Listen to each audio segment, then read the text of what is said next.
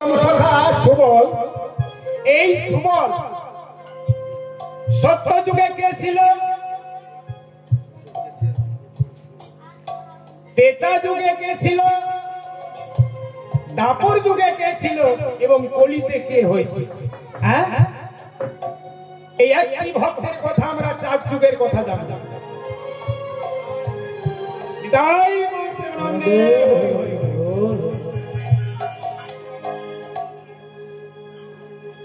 তাই চলুন সত্য যুগে যাই।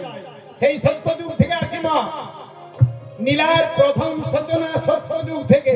চলুন।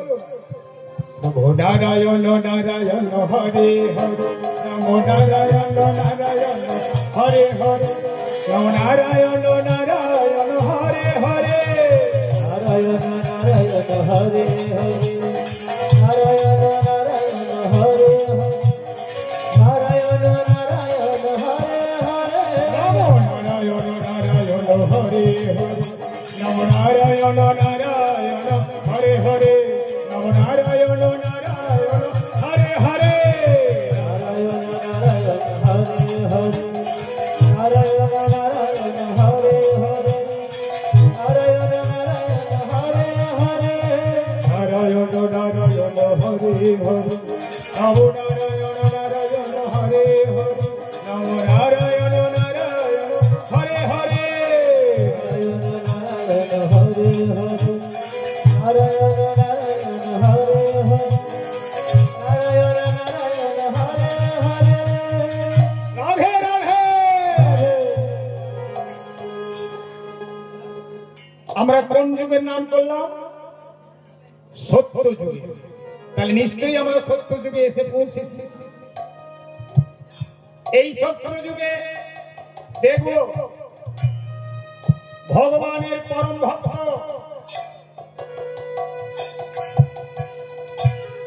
সেই সুবল সখা কে ছিলেন? ওই কৃষ্ণের পরম সখা সুবল ওই সত্য যুগে ছিল ঋষ্য সিংহ মুনির পুত্র কর্ণ। ভালো করে শুনবেন এই জায়গাটা, নীলার প্রথম শুরুতেই লক্ষ্য করবেন। এই দাপর যুগের সুবল সখা ছিলেন সত্য যুগে ঋষ্য সিংহ মুনির পুত্র কর্ণ।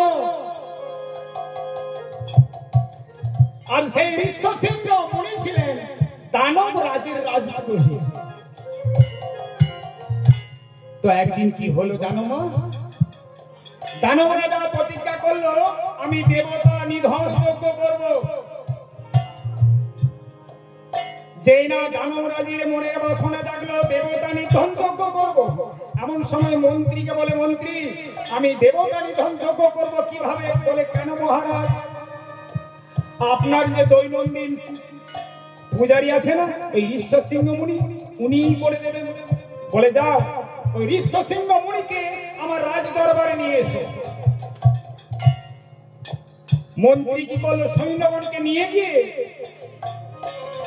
ঋষ্য সিংহ মুনির পাতার কুঠিরে গিয়ে বলে, মুনিবার চলুন, তোমাকে মহারাজ ডেকেছে। বলে, কেন? বলে, তা তো বলতে পারবো।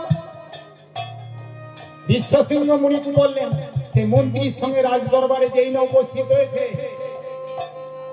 সেই রাজা ধীরাজ দানবরাজ বলে, মুনিবার শোনো, আমার বড় মনের বাসনা, আমি দেবতা নিধন যজ্ঞ করব। সেই ঋষ্য সিংহ মুনি করজোড়ে বলে, হে মহারাজ, আমি দেবতা বংশে জন্মগ্রহণ করে আমি দেবতা নিধন যজ্ঞ করতে পারবো না। এ কথা যেই না মুনিবার বলেছে, দানবরাজ ক্রোধ ভরে বললেন, মুনিবার তুমি জানো না রাজ বাক্য লঙ্ঘন করার শাস্তি? মুনিবার কাতর হয়ে বলছে, মহারাজ আমি যা শাস্তি দেবেন মাথা পেতে নেব, কিন্তু আমি দেবতা নিধন যজ্ঞ করতে পারবো না। যেই না কথা বলেছে মহারাজ সৈন্যদেরকে বললেন, যাও ওই হীন মন্ত্রী মুনিবরকে হস্তপদ লঙ্ঘন করে সহস্র বেত্রাঘাত করো। সঙ্গে সঙ্গে প্রহরীগণ করলেন কি? সেই ঋষ্য সিংহ মুনিকে হস্তপদ লঙ্ঘন করে আর সহস্র বেত্রাঘাত করছে। এদিকে ঋষ্যশৃঙ্গ মুনির পুত্র, একমাত্র পুত্র কর্ণ পাতার কুঠিরের দরজায় বসে রাজপথের দিকে তাকিয়ে দেখছে। তাই তো আজকে পিতার আসতে এত দেরি কেন? অন্যান্য দিন পিতা আমার রাজবাড়িতে পুজো দিতে যায়, তাড়াতাড়ি নৈমিত্য নিয়ে ফিরে আসে। আজ বাবা দেরি হচ্ছে কেন? সেই 5 বছরে কর্ণ পাতার কুঠিরের দরজায় বসে বসে দেখছে। তাই তো বাবা এখনো রাজবাড়ি থেকে ফিরছে না। ও বুঝেছি, আজকে বাবাকে নৈমিত্য বেশি বেশি দিয়েছে, বাবা আনতে পারছে না। হ্যাঁ, তাই সেই 5 বছরে কর্ণ কি করলো? তা ধীরে ধীরে একটু একটু করে এগিয়ে এগিয়ে যাচ্ছে। কেন? এত বেশি নৈমিত্য মহারাজ দিয়েছে, বাবা আনতে পারছে না। আমি যদি যাই একটু সহযোগিতা করবো, কিছুটা নিয়ে আসবো। তাই কর্ণ কি বলছে? এক পা করে যেতে যেতে একদম রাজবাড়িতে পৌঁছেছে।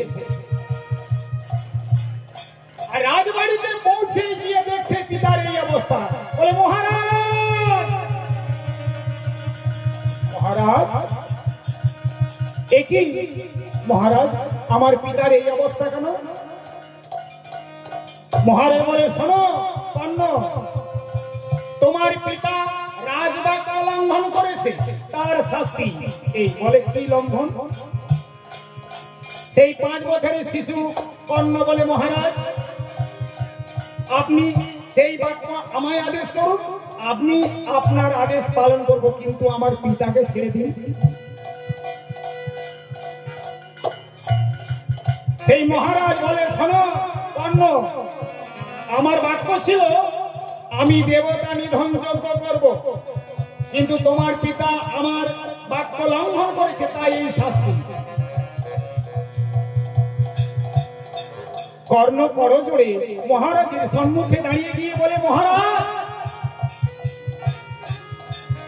আমি আপনাকে কথা দিচ্ছি, আমি সাধনায় সিদ্ধি লাভ করে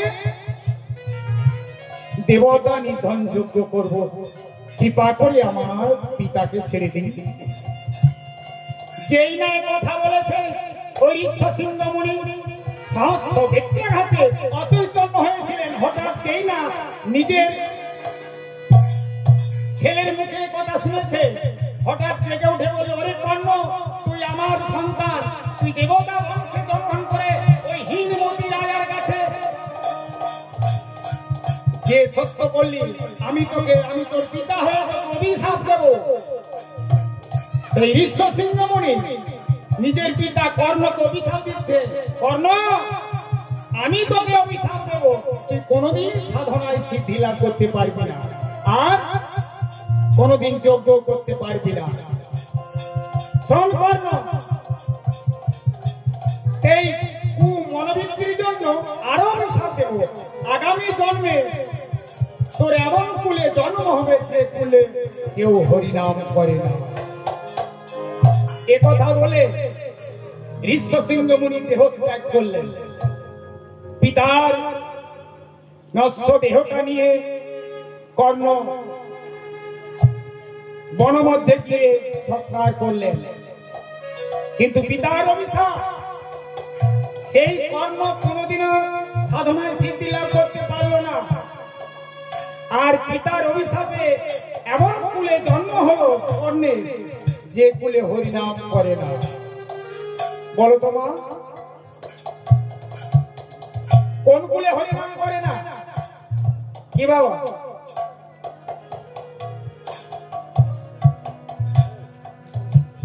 পিতা অভিশাপ দিয়েছে কর্ণকে, ওরে কর্ণ, আর জন্মে তোর এমন কুলে জন্ম হবে, এই কুলে কেউ হরিনাম করে না। সেই কুলটা হলো রাক্ষস। কোথায় রাক্ষস কুলটা? কোথায়? কেন? রাবণের দেশে। কোথায় রাবণের দেশটা? কোথায় মা? লঙ্কাপুরে। সেই সত্য যুগের কর্ণ পরজন্মে আসুন ত্রেতা যুগে। ওই ত্রেতা যুগে কর্ণ হলেন বিভীষণের পুত্র তরণী সেন।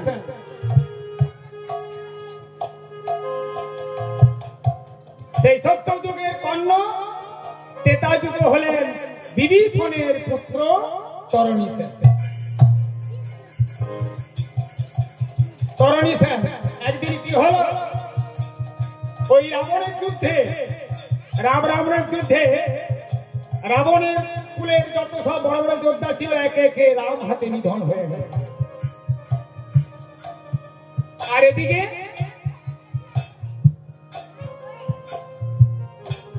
রাজা রাবণ বসে বসে ভাবছে, তাই তো আগামী কালকার দিনে আমি তাকে যুদ্ধে পাঠাবো।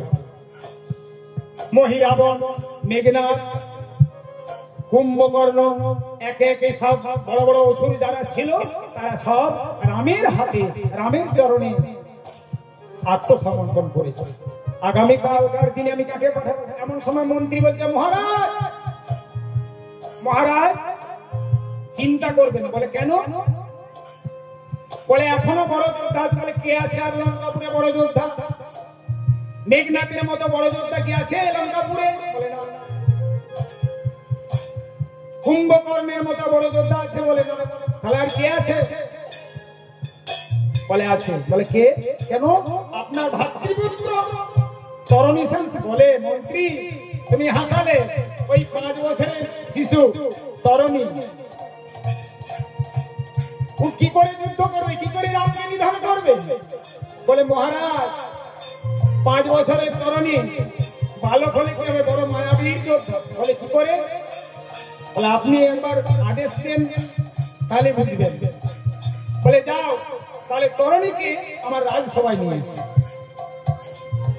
মন্ত্রী গিয়ে তরণীকে রাজসভায় এনে যেই না তরণী রাজসভা পৌঁছেছে, করজোড়ে প্রণাম করে বলছে, না প্রণাম জ্যেষ্ঠ দাদা। বলে তরণী বাহ, তোমায় একটা কাজ করতে হবে। বলে বলুন আমায় কি কাজ করতে হবে? 5 বছরে ভালো। বলে শোনো তরণী, কালকে তোমাকে সেনাপতি সাজতে হবে। এই 5 বছরের ছেলে, 5 বছরের বালক তরণী সেনাপতি কাকে বলে জানে না। যে না বলে সেনাপতি হতে হবে, আনন্দে নৃত্য করছে, আনন্দে নাচতে নাচতে বলে, হে জ্যেষ্ঠ দাদা আমি সেনাপতি। বলে হ্যাঁ তুমি সেনাপতি হবে। কি আনন্দ! সেই 5 বছরের তরণী নাচতে নাচতে মায়ের কাছে গিয়ে বলছে, মা। বলে মা গো মা,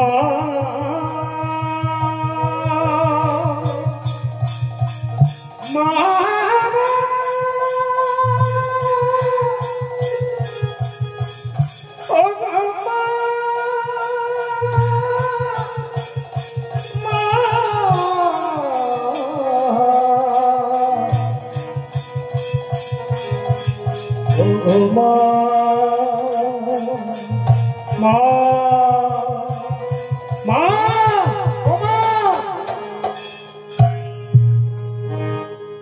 মা চিৎকার শুনে বলছে, বাবা তরণী কি হয়েছে?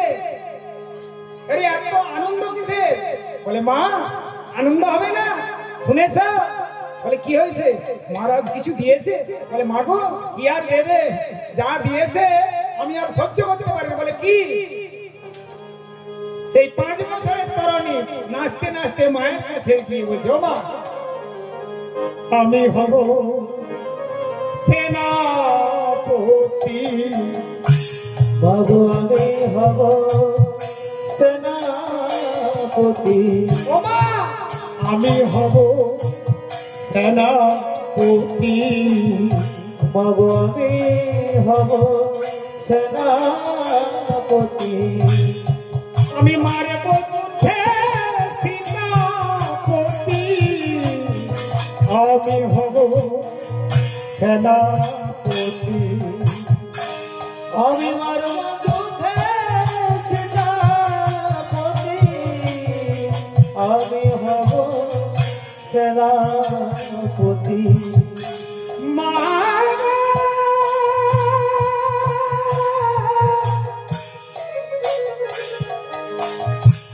মা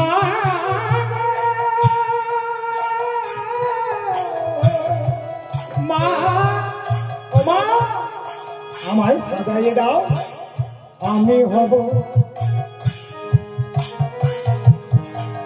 মাগো আমি হব সেনাপতি আমি মারব যুদ্ধে সীতাপতি আমি হব সেনাপতি আমি মারব যুদ্ধে সীতাপতি আমি হব সেনাপতি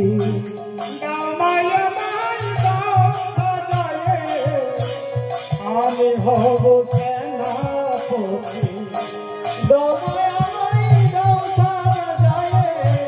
আমি হব সেনাপতি সেনাপতির সাজে দৌমায় আমার দাও সাজায় সেনাপতির সাজে আমায় দাও সাজায় তরণী মায়ের কাছে যেই না বলেছ মা তুমি আমায় সাজাইয়ে দাও সেনাপতির সাজে, মা কাঁদতে কাঁদতে বলছে ওরে তরণী বাবা তুই আমার একমাত্র সন্তান, ওই সেনাপতি সাজার কথা তোর মুখে মানায় না বাবা। বলে কেন মা, কেন মানায় না? ওরে তরণী সেনাপতি মানে কি জানিস? কেন মা? আমি রামের সঙ্গে যুদ্ধে যাবো বলে। ওরে বাবা তরণী এই লঙ্কাপুরে কত বড় বড় যোদ্ধা সবাই রাম চরণে নিধন হয়ে তুই আমার একমাত্র সন্তান, ওরে তরণী আমি তোকে যেতে দেবো না। বলে মা এই লঙ্কাপুরে বড় বড় যোদ্ধা রাম চরণে নিধন হয়েছে আর তুমি আমায় যেতে দেবে না? বলে না বলো তুই আমার 7 নয় 5 নয় একটি মাত্র প্রাণের দোলার, আমি তোকে যেতে দেবো না। বলে মা তুমি কেমন মা গো, হ্যাঁ তুমি কেমন মা? শোনি প্রহ্লাদের কথা, হ্যাঁ প্রহ্লাদের কথা শোনি মা? ওই হিরণ্যকশিপুরের কথা শোনি?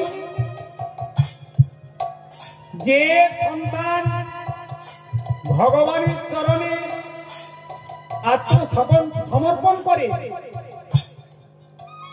তার মতন ভাগ্যবান আর নেই। আর যদি কোনো মা বাধা দেয় সে মা নয়, যদি কোনো বাবা বাধা দেয় ভগবানের চরণে অগ্রসরে সে বাবা নয়। তুমি কেমন মা গো?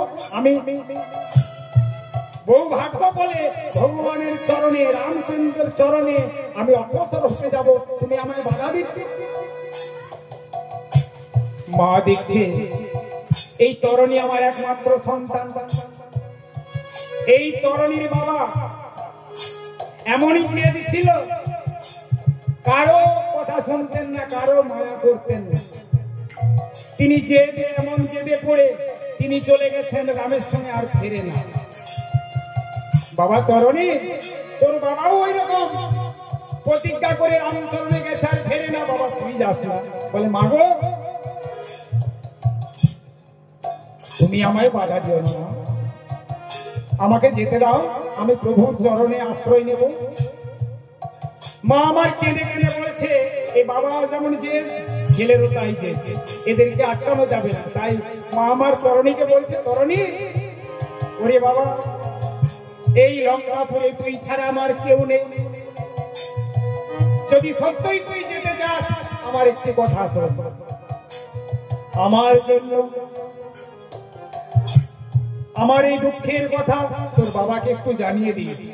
বাবা আমি কত সুখে আছি, এই কত দুঃখে আছি কত সুখে আছি, এইটুকু তোর বাবাকে জানিয়ে দিই, সে যেন আমার একটু কৃপা করে।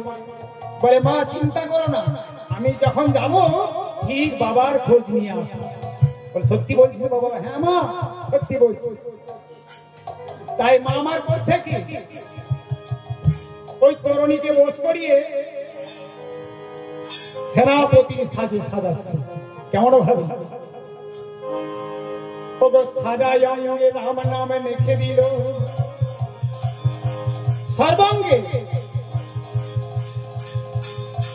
রাম রাম রাম রাম রাম রাম রাম বলো রাম রাম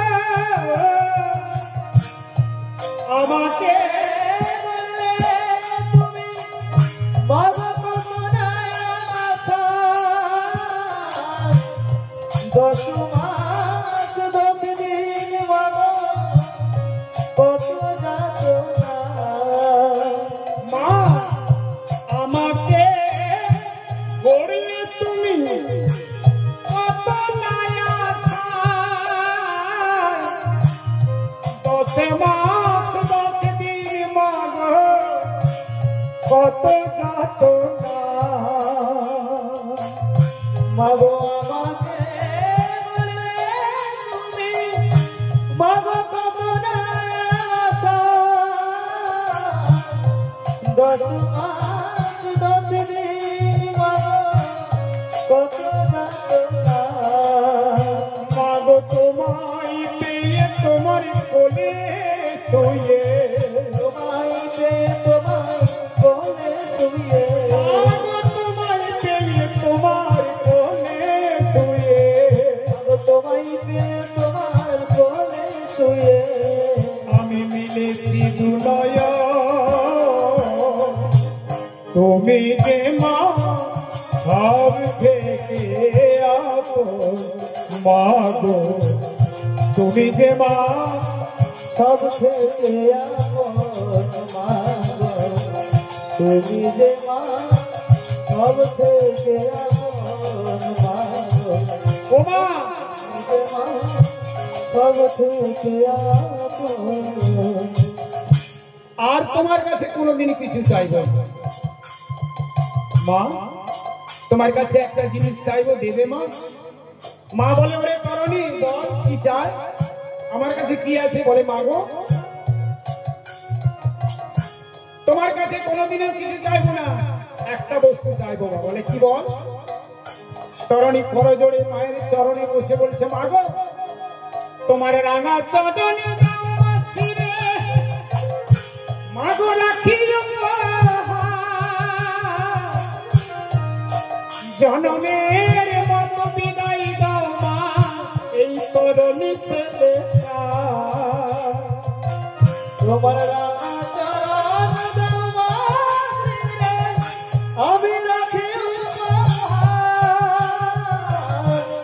জনমের মতন বিদায় দাও মা এই তরুণী ছেলেটা মাগো তোমার রাঙা চরণ দাও মা ফিরে মাগো রাখিও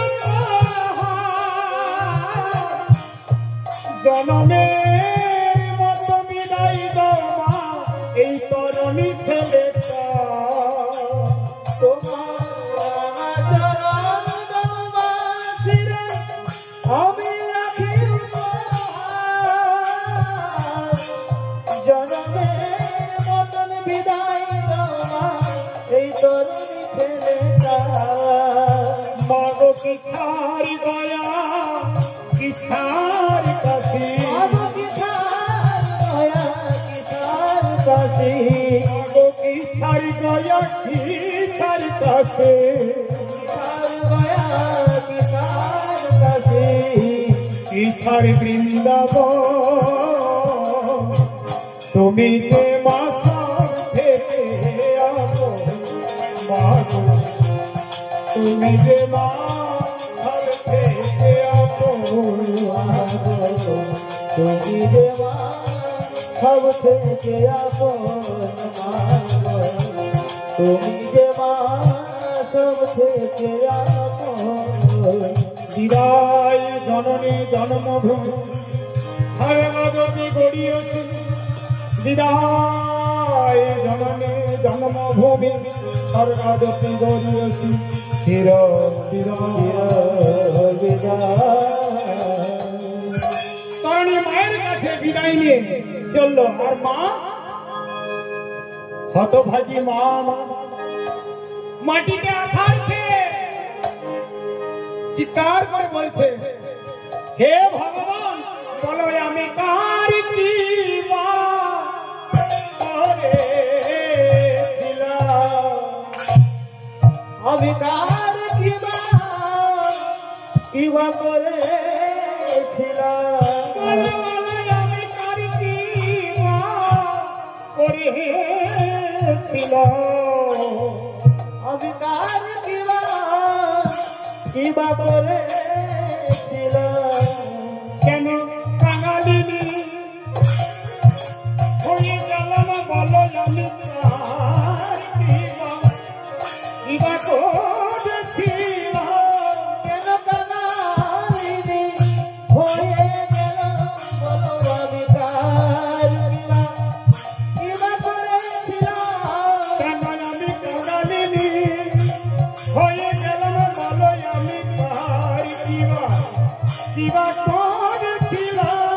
আমি কালিনী হয়ে গেলাম বলো না বেকার কিবা করেছিলাম কেন অকালে চলে গেল আমি কারি কিবা করেছিলাম কেন অকালে চলে গেল বলো আর কিবা করেছিলাম হায় হায় এ কি হলো কেন অকালে চলে গেল বলো হায় হায় হরি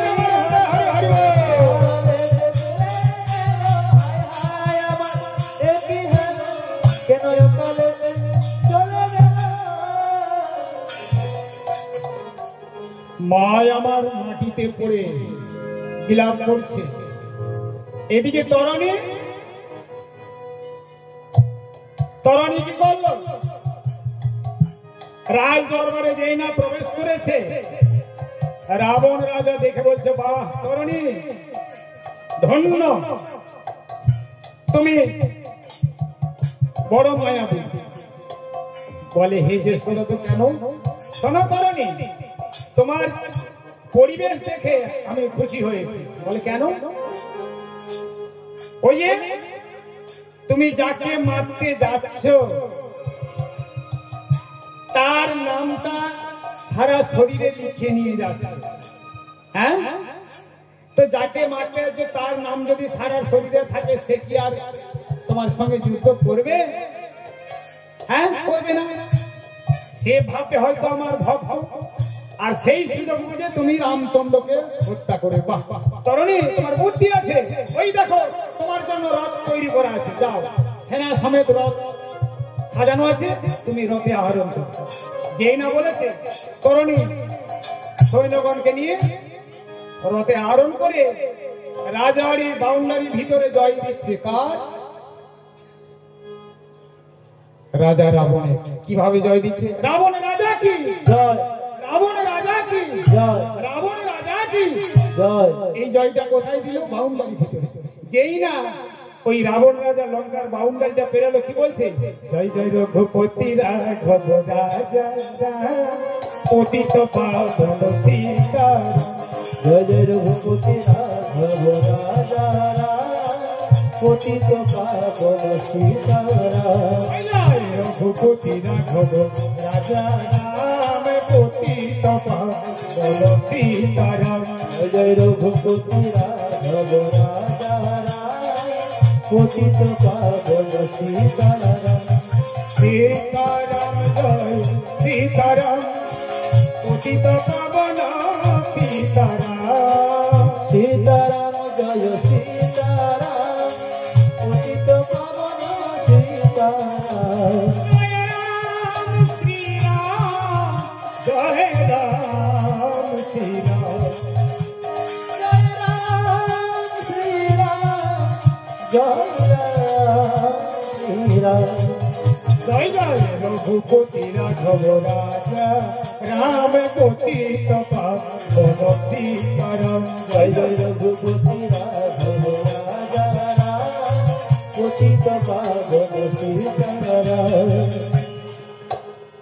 জয় রাম শ্রীরাম বলতে বলতে তরুণী সৈন্যগণকে নিয়ে যুদ্ধস্থলে অগ্রসর হয়েছে বারবার যখন জয় রাম শ্রীরাম বলছে কি হলো হঠাৎ করে রামচন্দ্র বলে উঠল ভাই লক্ষণ শোনো শোনো বলে কি হয়েছে দাদা লক্ষণ দেখো তো আজকে যুদ্ধ করতে আসছে কে যেন আমার নাম গাইতে গাইতে যুদ্ধ করতে আসছে লঙ্কাপুরি থেকে লক্ষণ বলে কই দাদা আমি তো শুনতে পাই না কেউ তো না হ্যাঁ গো ভক্ত যদি ভগবানকে ডাকে তা ভগবান ছাড়া কে শুনতে পাবে ভক্ত যদি মনে মনে ভগবানকে ডাকে অন্য কেউ শুনতে পাবে আপনি যদি এখানে মনে মনে ভগবানকে ডাকেন আপনার সাইডে যে বসে আছে সেও শুনতে পাবে কে পাবে না যাকে ডাকছো সেই শুনতে পাবে অন্তর্যামী গোবিন্দ ভগবান শুনতে এখানে তরণী সেন জয়রাম শ্রীরাম বলে আসছে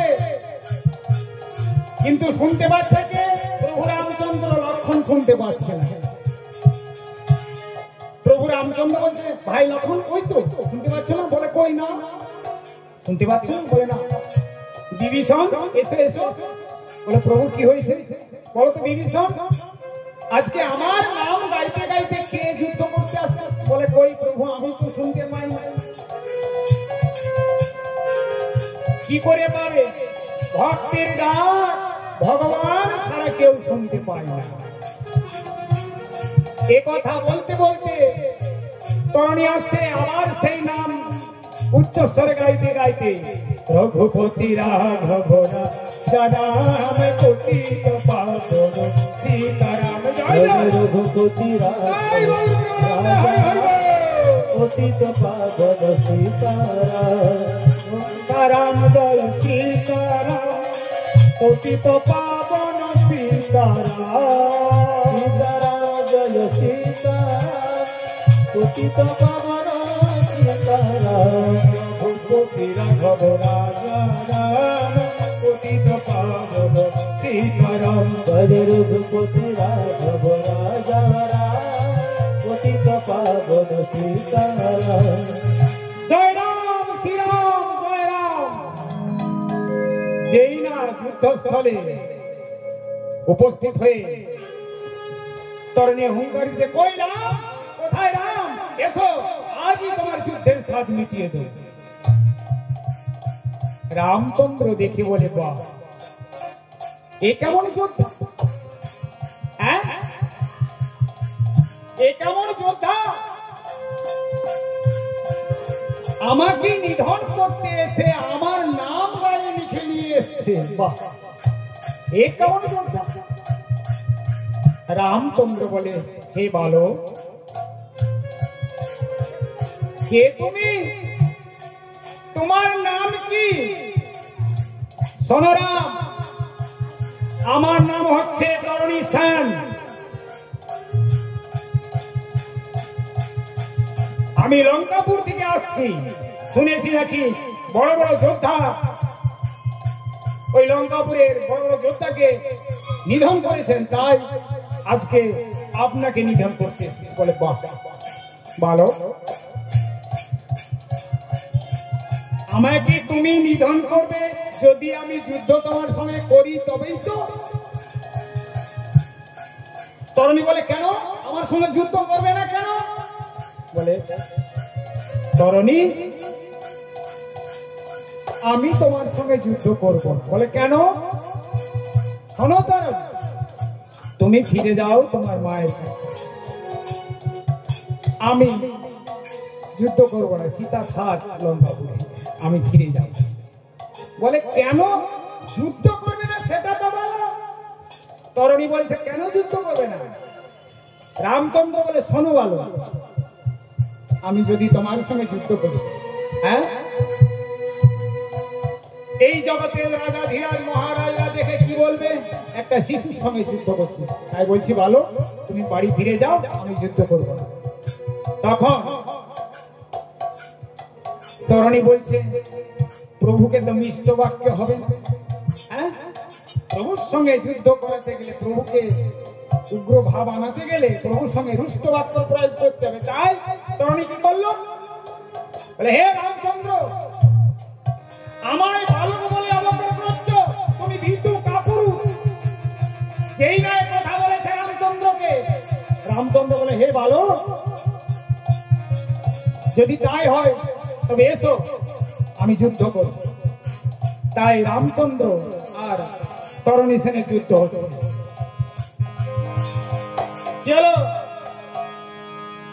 রামচন্দ্র একখানি বনে নিক্ষেপ করিল,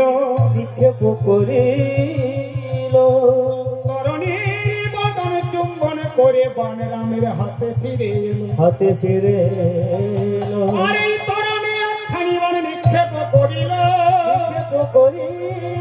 রাম চরণে প্রণাম করে বন তরণীর হাতে ফিরে গেল। এইভাবে বনে বনে আদান প্রদান হয়ে এবার এমন তুমুল যুদ্ধ শুরু হলো, এমন বাণ নিক্ষেপ হচ্ছে যে সূর্যের অস্থিটাও মাটিতে পড়ছে না, ছায়া হয়ে যাচ্ছে। পদকর্তা সাইডে দাঁড়িয়ে দাঁড়িয়ে বলছে, দেখো দেখো আজ বানে বানে গেল ছেলে, বানে বানে গেল ছেলে, আজ বানে বানে গেল ছেলে, আজ বানে বানে গেল ছেলে, সর্বপত্তা পাতাল করে বানে বানে গেল ছেলে, সর্বপত্তা পাতাল করে বানে বানে গেল ছেলে, ওই সর্বপত্তা পাতাল করে বানে বানে গেল ছেলে, সর্বপত্তা পাতাল করে বানে বানে গেল ছেলে, হায় বানে বানে গেল ছেলে, বানে বানে গেল ছেলে, স্বর্গের দেবতা দাঁড়ায় দেখে, স্বর্গের দেবতা দাঁড়িয়ে দেখে, এমন বাণ বরিশাল হচ্ছে, স্বর্গের দেবতাগুলো দাঁড়িয়ে দেখছে। তাই পদকর্তা বলছে, স্বর্গের দেবতা দাঁড়ায় দেখে, স্বর্গের দেবতা দাঁড়িয়ে দেখে, রাম হরে কি করণি হরে, স্বর্গের দেবতা দাঁড়ায় দেখে, রাম হরে কি করণি হরে, স্বর্গের দেবতা দাঁড়িয়ে দেখে, বানে বানে গেল ছেলে, আজ বানে বানে গেল ছেলে, যখন বানে বানে আকাশ পাতাল ছেয়ে গেল, বলে না ঘরের শত্রু বিভীষণ, বিভীষণ দেখছে প্রভুর সঙ্গে আমার ছেলেটা এমন যুদ্ধ করছে, মনে হয় ছেলেকে নিধন করতে পারবে না প্রভু রামচন্দ্র। তাই বিভীষণ রামচন্দ্রের কর্ণগোচরে এসে চুপি চুপি বলছে, হে প্রভু রামচন্দ্র, ও সামান্য বালক নয়, বড় মায়াবীর বালক, ও বালককে এই বানে নিধন হবে না, ওই বালককে বৈষ্ণব বান নিধন করুন। যেই না বৈষ্ণব বান মনে করিয়ে দিল, মনে করিয়ে দিল, যেই না বৈষ্ণব বান প্রভু রামচন্দ্র নিক্ষেপ করিল, নিক্ষেপ করিল, ওই তরণীর মুন্ড খানি ছেদন হইল, ছেদন হইল, তরণীর কাটা মুন্ড রাম নাম বলে, রাম নাম বলে, আর বিভীষণ ছুটে গিয়ে তরণীর মস্তক নিল, মস্তক নিল বলে, যেই না মুন্ড খানি ছেদন হয়েছে, বিভীষণ কাঁদতে কাঁদতে ছুটে গিয়ে তো নিজের সন্তানের মস্তকটা করে নিয়ে কাঁদতে কাঁদতে বলছে, আই তরণী আয় আমার কোলে, আয় তরণী আয় আমার কোলে, ওরে আয় তরণী আমার কোলে, আয় আয় তরণী আয় আমার কোলে, একবারে ডাকলে আমার বাবা বলে, আয় তরণী আমার কোলে, একবার ডাকে রে আমার বাবা বলে, আয় তরণী আয় আমার কোলে, তরণী রে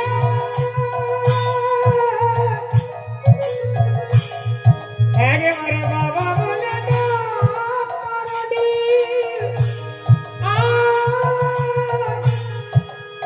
আমার কোলে, তরণী রে কেন অকালেতে গেলি চলে, একবার ডাকরে আমার বাবা বলে, আয় আয় তরণী আমার কোলে, একবারে ডাকরে আমার বাবা বলে, আয় তরণী আমার কোলে, একবার ডাকে রে আমার বাবা বলে, আয় তরণী আয় আমার কোলে, কেন অকালেতে গেলি চলে, আয় তরণী আমার কোলে, কেন অকালে গেলি চলে, আয় তরণী আমার একবার কোলে, ডাকরে আমার বাবা বলে, আয় তরণী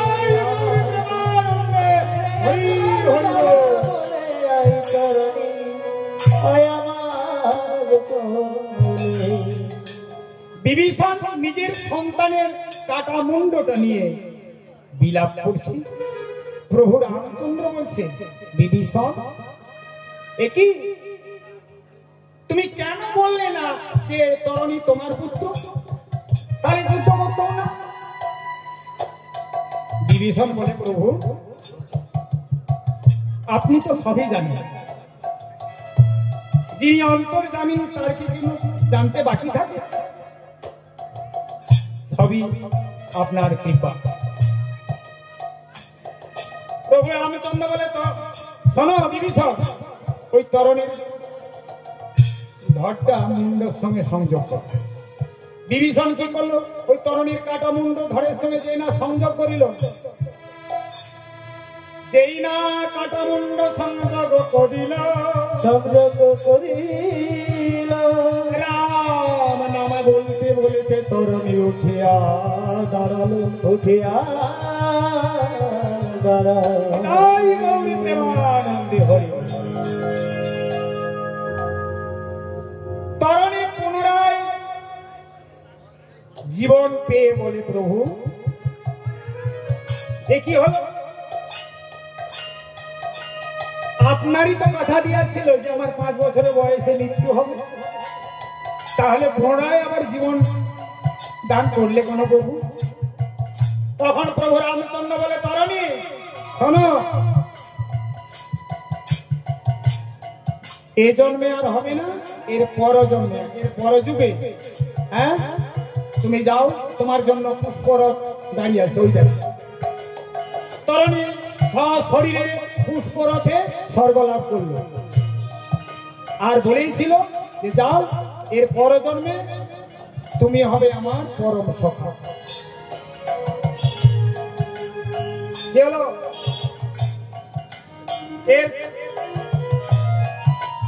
এটা ত্রেতা যুগের কথা হলো। তরণী সশরীরে স্বর্গে গেল, এর পর জন্মে তরণী কি হলো? এবার দাপর যুগে যেতে হবে।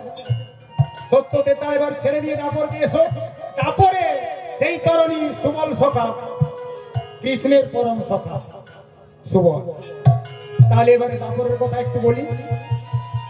কিমা দুটো যুগ পার হয়ে গেল, এবারে দাপরে পৌঁছে। এই দাপর যুগে মা কি করেছে? যশোমতী মা আমার সকলকে অঞ্চলে নড়ি বেঁধে গোচারণে পাঠিয়েছে। শ্রীদাম সুদাম দাম বসুদাম সুবাবু মহাবাহু সকলকে গোচারণে পাঠিয়েছে। সকলে 9 লক্ষ ধেনুর পাল নিয়ে যাচ্ছে, আর সবার পেছনে কে যাচ্ছে? ভাই কানাই। আর কানাইয়ের সঙ্গে কে আছে? কেন? সুবল। মা যশোদা বলেছে, রে সুবল তুই আমার কানাইয়ের কাছে কাছে থাকবি বাবা, কানাইকে তুই ছেড়ে যাবি না। বলে, মা আমি কথা দিচ্ছি, আমি ভাই কানাইয়ের কাছেই থাকবো। এই বলে যেই না 9 লক্ষ ধেনুর পাল গোচারণে অগ্রসর হয়েছে, শ্রীরাম সুদাম দাম বসাম এরা কিছু দূর অগ্রসর হয়েছে, আর কিছুটা পশ্চাতে ভাই কানাইকে নিয়ে সুবল যাচ্ছে। এমন সময় কানাই বলছে, দেখ সুবল,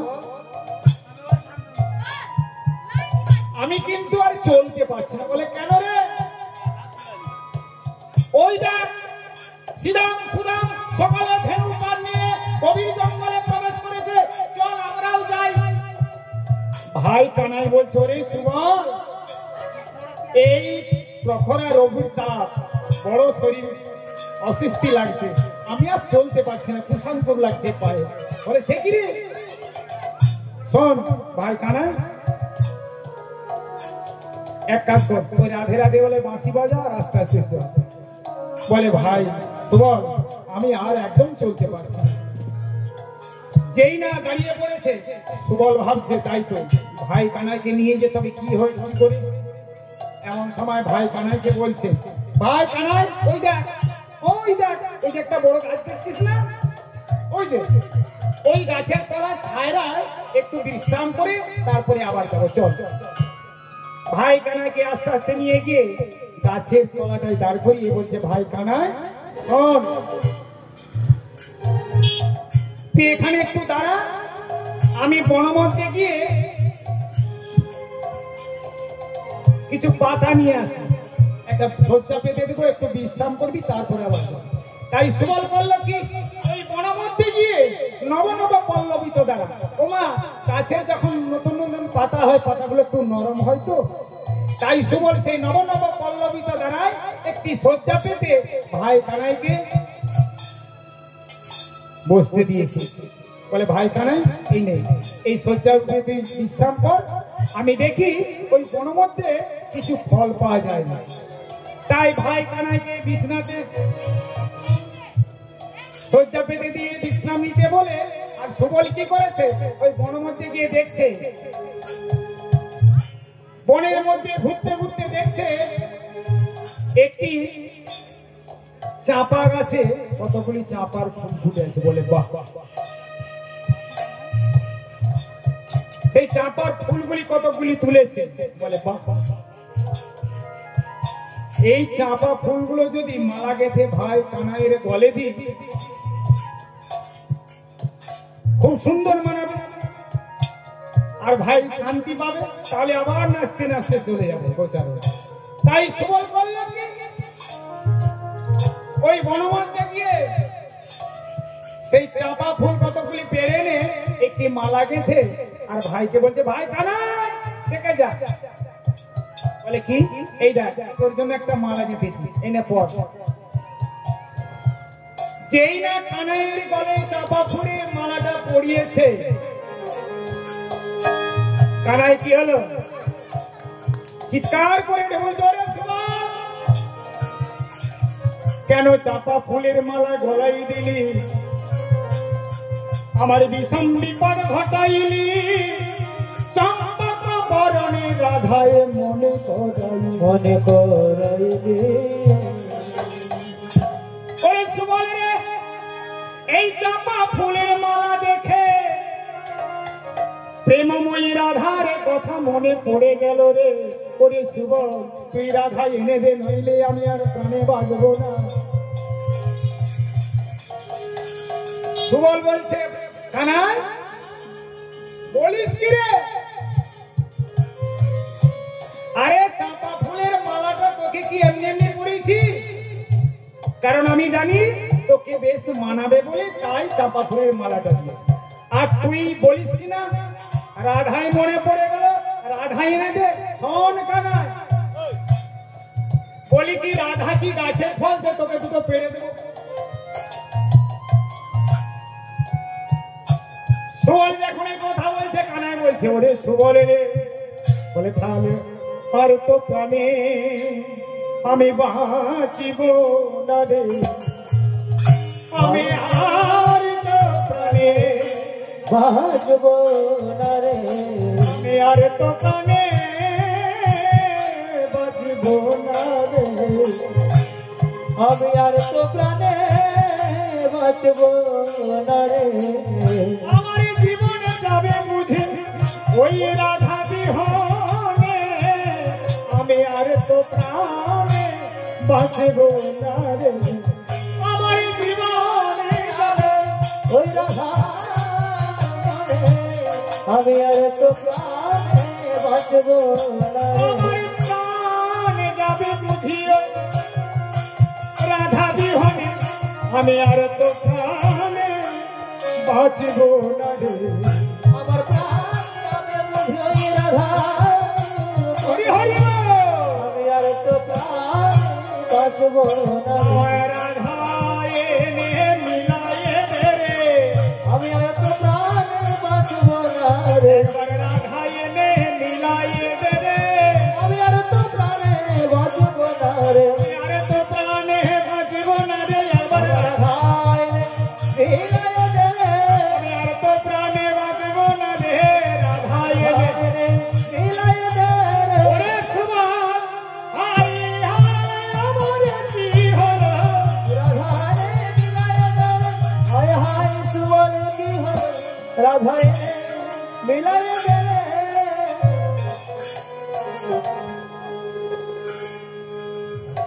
সুবল চিন্তায় মগ্ন, তাই তো কি করে ভাইকে সান্ত্বনা দি, তাই সুবল বলছে ভাই কানাই শোন, তোর সব দুঃখ ব্যাধি দূর হয়ে যাবে, এক কাজ কর। বলে কি করব?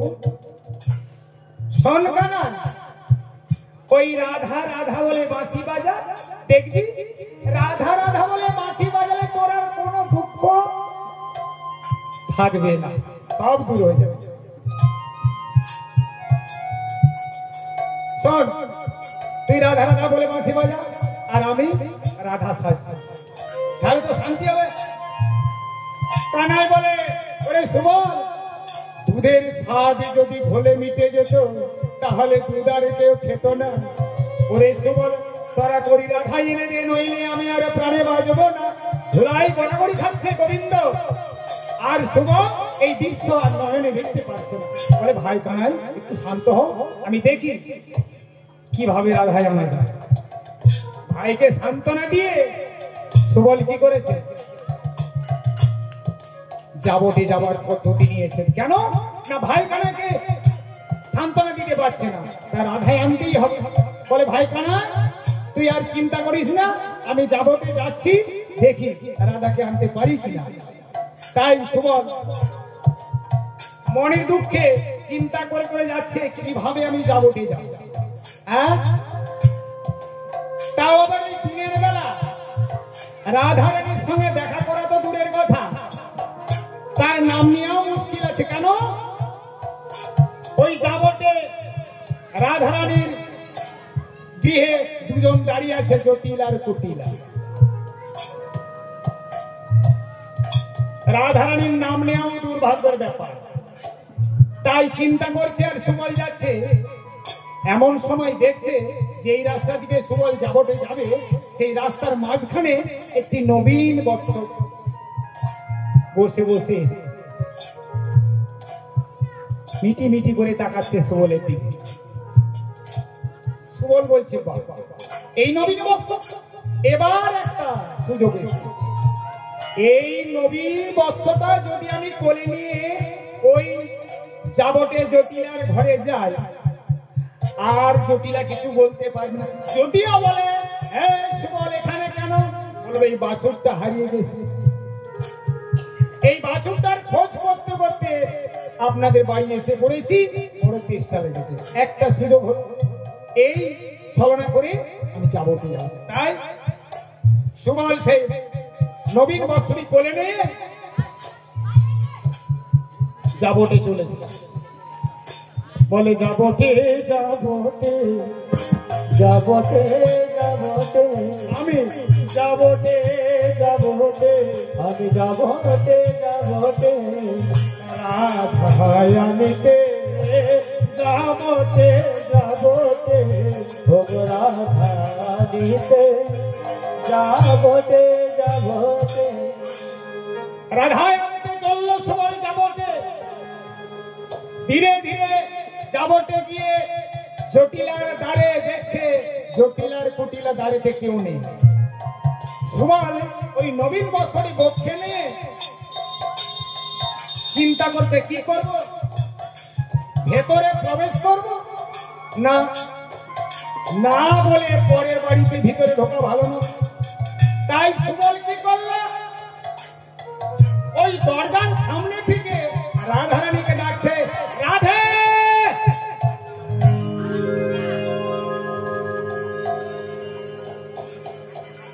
যেই না সুবল এক ডাক দিয়েছে রাধে বলে, সেই ডাকটা কার কর্ণে পৌঁছালো, সরাসরি গিয়ে কুটিলার কানে। যেই না কুটিলার কানে পৌঁছেছে, কুটিলা চিৎকার করে বলছে, মা মা। জটিলা বুড়ি বলছে, কুটিলা কি হয়েছে রে, চিৎকার করছিস কেন? শোন শোন। বলে কি? ও মা, এ আমাদের বইয়ের নাম ধরে কে ডাকছে বলতো?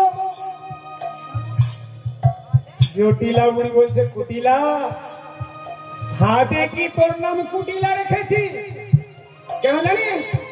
ওই তোর সময়, তোর সব সময় কুটিল, যার জন্য তোর নামটাও কুটিল। বলি কুটিলা, এই যাবতে আমাদের বইয়ের নাম ধরে ডাকার মতো মুখের পাটা কার আছে? এই যাবতে আমাদের বইয়ের নাম ধরে ডাকবে এত বড় বুকের পাটা কি আছে? তখন কুটিলা বলছে, মা দেখ, আমি ঠিক শুনেছি, কে যেন আমাদের বইয়ের নাম ধরে ডাকছে। চল তো দেখি। মায়ে দিয়ে কোমরে কাপড়টা বেঁধে আর দরজার সামনে গিয়ে এসে দাঁড়িয়ে লুকিয়ে রয়েছে দরজারা। এমন সময় সুবল আবার ডাকছে, রাধে। যেই না আবার সুবল ডেকেছে রাধে বলে, জটিলা কুটিলা মায়ের ঘিরে কোমরে কাপড়টা বেঁধে বলছে,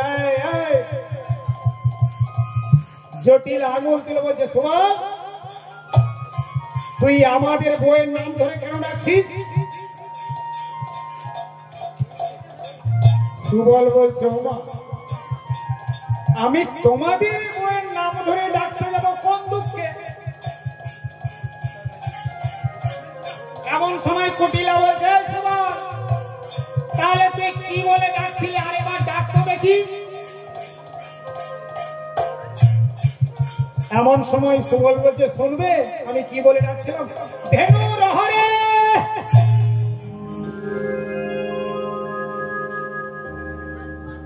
জটিলা বুড়ি বলছে, ও কুটিলা, এটা কি আমাদের বইয়ের নাম? ছি ছি ছি, শুধু শুধু এ বাছার নামে দুর্নাম দিচ্ছে। বাবা সুবল, মনে কিছু করিস না। কি হয়েছে বাবা বল। এমন সময় সুবল বলছে, বোমাসি, এই বনমধ্যে গিয়ে ধেনু চড়াতে গিয়ে ধেনু হারিয়ে গিয়ে এই বাচ্চাটি যখন হাম্বারবে চিৎকার করছিল, আমি আর থাকতে পারি না, তাই ওই খুঁজতে খুঁজতে সারা বন ঘুরে আপনাদের বাড়িতে এসেছে, বড় চেষ্টা করছে। ও জটিলা বুড়ি বলছে, সুবল তোমার চেষ্টা লেগেছে? আহা বাচ্চা ধন, যাও যাও বাবা যাও, বৌমা রান্নাঘরে আছে, একটু ঠান্ডা জল পান করে তারপরে আবার গোছাবে। আর যেই না আদেশ পেয়েছে জটিলা, সুবল করলো কি, ওই নবীন বস্ত্রটি নিয়ে একবারে সরাসরি রান্নাঘরে। আর রান্নাঘরে ঢুকে রাধারানী কি করেছে, সেই মাত্র অন্নটি নামিয়েছে, ব্যঞ্জন এখনো প্রস্তুত হয় না, ব্যঞ্জন গুলো সব অমানি করা রয়েছে, ভাগে ভাগ, কেবল ভাতটি নামিয়েছে, তরকারি পত্র কেন কিছু হয় না। এমন সময় রান্নাঘরে সুবলকে দেখতে পেয়ে রাধা বলছে, সুবল রে, সুবল তুই না গোচারণে গেছিলি, রান্নাঘরে কেন? সুবল কাঁদতে কাঁদতে বলছে, রাধে তোকে এখনই একবার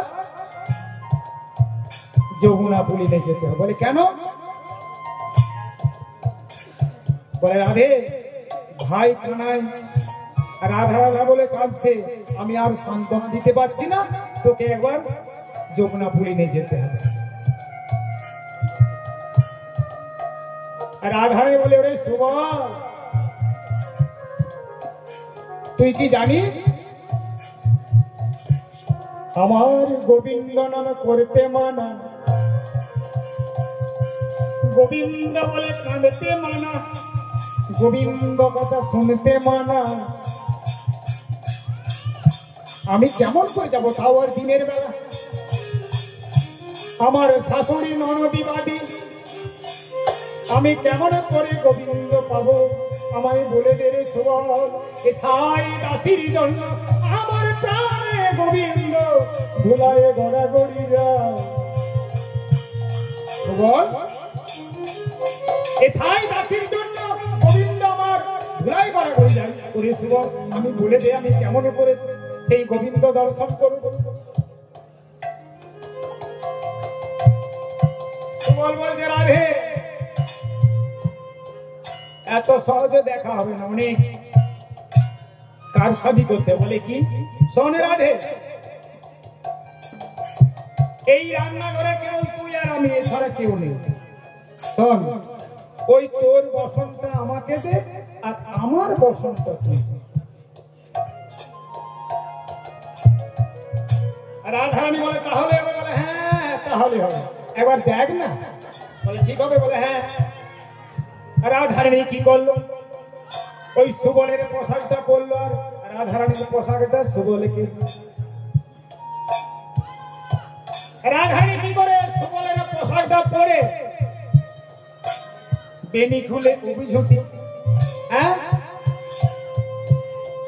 বেনি খুলে অভিঝুটি মেয়েরা করে না, অভিঝুটি করেছে, হ্যাঁ সুবলের সাজ পোশাকটা পরেছে, পরে একটা দর্পণের সামনে গিয়ে, দর্পণী মানে জানেন তো, হ্যাঁ একটা বড় আয়নার সামনে দাঁড়িয়ে রাধারানী দেখছে কেমন আমাকে সেজেছে। এমন সময় দেখছে সুবল আমার গোবিন্দ দর্শন হলো না রে, আমার গোবিন্দ দর্শন হলো না রে, আমার গোবিন্দ দর্শন হলো না রে, আমার গোবিন্দ দর্শন হলো না রে, আমার কুচগিরি বাদি হলো গোবিন্দ দর্শন হলো না রে, আমার পুষ্পগিরি বাধি হলো, আমার গোবিন্দ দর্শন হলো না আবার রে, গেল গেল জনমে বিফলে গেল গোবিন্দ দর্শন হলো না রে, গেল গেল জনম বিফলে গেল গোবিন্দ দর্শন হলো না রে, গেল গেল জনম বিফলে গেল গোবিন্দ দর্শন হলো না রে, গেল জনম বিফলে গেল গোবিন্দ দর্শন হলো না রে, বলে ওরে তোমার গোবিন্দ দর্শন হলো না রে, বলে দে রে ওরে সুবল গোবিন্দ দর্শন হলো না রে। সুবল বলছে রাধে কি ব্যাপার, আমি তো দেখছি তোমরা ভালোই বানিয়েছে, অসুবিধার কথা। রাধারানী বলছে ওরে সুবল তোকে যে আমি কেমন করে বোঝাই, তোর সাজে আমায় সাজিয়েছিস বটে, কিন্তু আমি নারী চিহ্ন কেমন করে ঢাকাই রে সুবল। এখন সুবল তো বেটা ছেলে কিছু বুঝতে পারছে না কি হলো, রাধারানীর কি কোথাও কোনো ভুল হয়েছে, সুবল ঠিক করতে পারছে না। রাধারানী বলছে ওরে সুবল আমি নারী চিহ্ন কেমন করে ঢাকাবো, তোর পোশাকটা আমায় পরিয়েছি কিন্তু নারী চিহ্ন কেমন করে ঢাকাবো। সুবল বলছে নারী চিহ্ন, নারী চিহ্ন, হ্যাঁ বুঝতে পেরেছি, ও ঠিক আছে রাধে এদিকে আয়। যেই না রাধারানীকে ডেকেছে রাধারানীর সম্মুখে গেছে আর সেই নবীন বস্ত্রটি বক্ষে যে না নবীন বস্ত্রটি বক্ষে দিয়েছে, রাধারানী ওই বস্ত্রটি বক্ষে নিয়ে আয়নার সামনে দাঁড়িয়ে দেখছে, বলছে বাহ সুবল চেনা তো যায় না, চেনা তো যায় না, চেনা তো যায় না, চেনা তো যায় না, সুবল কি রাধারানী চেনা তো যায় না, ওই সুবল কি রাধারানী চেনা তো যায় না, প্রেমানন্দে হরি বল না চেনা তো যায় না, হরি হরি বল বল হরি বল হরি বল হরি বল হরি বল হরি বল। রাধারানী যেই না নবীন বস্ত্রটি বক্ষে নিয়েছে আর চেনা যায় না। এবার সুবল বলছে রাধে এবার তুমি যমুনা পুলিনে যাও, আমি তোমার কাজ সামলাচ্ছি। রাধারানী বলছে সুবল দেখিস রান্না বান্না কিন্তু ভালো করে করবি, না হলে আমার শাশুড়ি ননদে খেতে পাবে। তা বলছে ঠিক আছে ও দায়িত্ব আমি পালন করবো, যা তুই আগে যমুনা পুলিনে যা। ভাই কানাইকে সান্ত্বনা দেয়। রাধারানী ওই নবীন বৎসরী বক্ষে নিয়ে যেই না জটিলা কুটিলার দাঁড়িয়ে এসেছে, জটিলা রাধারানীকে সুবলের বেশে দেখে জটিলা বলছে বাবা সুবল যাও শীতল বাড়ি পান করেছো। এখন রাধারানী বলছে যদি হ্যাঁ বলি কলা সব চিনে ফেলবে, তাহলে তো মায়ের যে মেরে ফেলবে। তাই রাধারানী কেবল ঘাটটি নেড়ে দিয়েছে। বাবা সুবল জল খেয়েছো বাবা? শুধু ঘাটটি নেড়ে দিয়েছে। যাও বাবা সুবল এবার আনন্দে ধেনু চড়াও। যেই না শাশুড়ি আশীর্বাদ দিয়েছে, বাস রাধারানী শাশুড়ির আশীর্বাদ পেয়ে এই বাক্সটি নিয়ে কোথায় চলেছে? ওই যমুনা পুলিনে।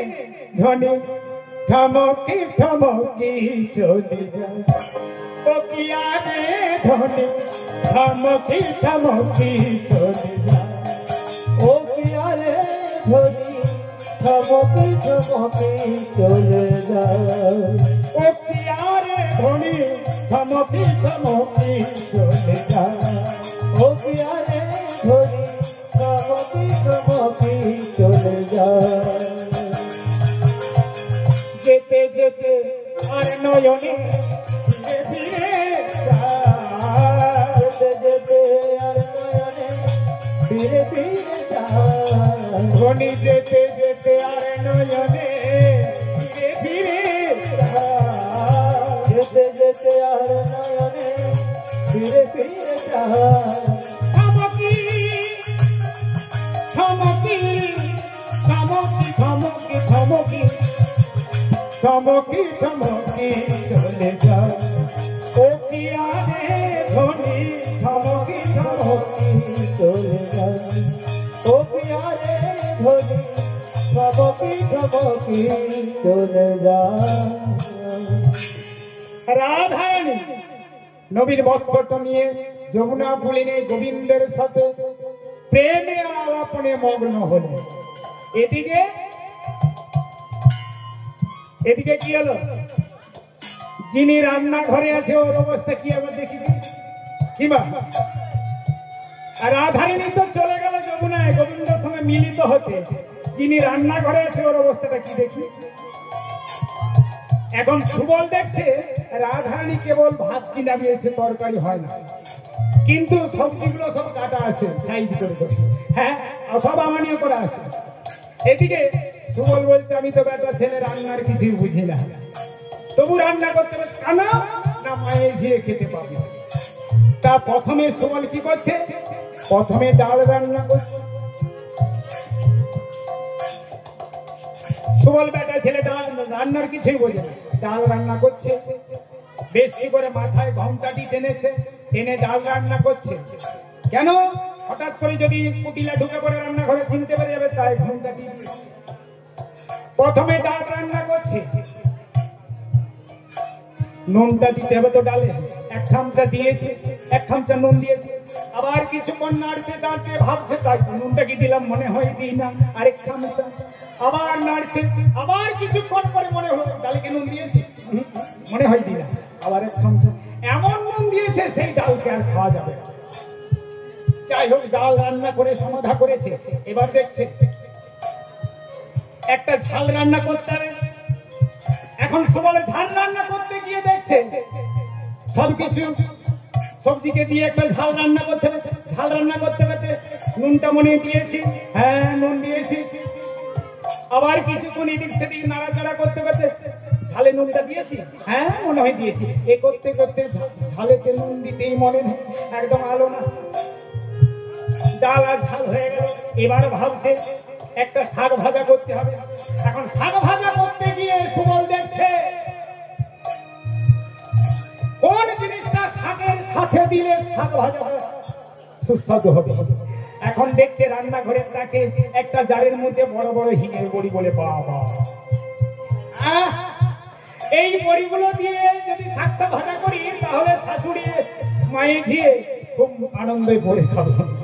এখন সুবল করেছে কি সেই বড় বড় হিঙের বড়ি দিয়ে শাক ভাজা করেছে, ডাল হয়েছে, ঝাল হয়েছে, শাকের ভাজা হয়েছে, বলে এগুলো যদি খারাপ হয় আরেকটা জিনিস রান্না করতে হবে কি, এই সব সবজিগুলো যদি খারাপ হয়ে যায় ওই মায়ের ঝিয়ে একটা জিনিস দিয়ে খেয়ে নেবে। সেটা কি? অম্বল। অম্বল মানে কি বাবা? অম্বল মানে হ্যাঁ আমরা যেটা কথা বাংলা বলে চাটনি। সুবল দেখতে একটা চাটনি বানাতে হবে, কেন এই তরকারিগুলো যদি খারাপ হয় মায়ের ঝিয়ে চাটনি দিয়ে খেয়ে নেবে। এখন সুবল চাটনি রান্না করতে করতে ভাবছে এর সাথে কোন জিনিস দিলে চাটনির স্বাদ ভালো হবে। পেছন দিকে তাকিয়ে দেখছে রান্নাঘরের তাকে একটা জারে আগে জারে ঘি আছে, বলে ঘি হচ্ছে দামি জিনিস, নিশ্চয়ই চাটনির সঙ্গে দিলে ভালো হবে। কি মা, ঘি তো দামি জিনিস। এখন সেই জারের মধ্যে ঘি নিয়ে সুবল করেছে কি চাটনির মধ্যে দিয়েছে, এমন চাটনি করেছে সে চাটনি আর খাওয়া যায় মানে বিস্তুর হয়ে রান্নার কাজ সমাধা করে দিয়ে সুবল রান্নাঘরের কোণে ঘোমটাটা টেনে দিয়ে, আর এদিকে কুটিলা কোমরে কাপড়টি বেঁধে আসছে।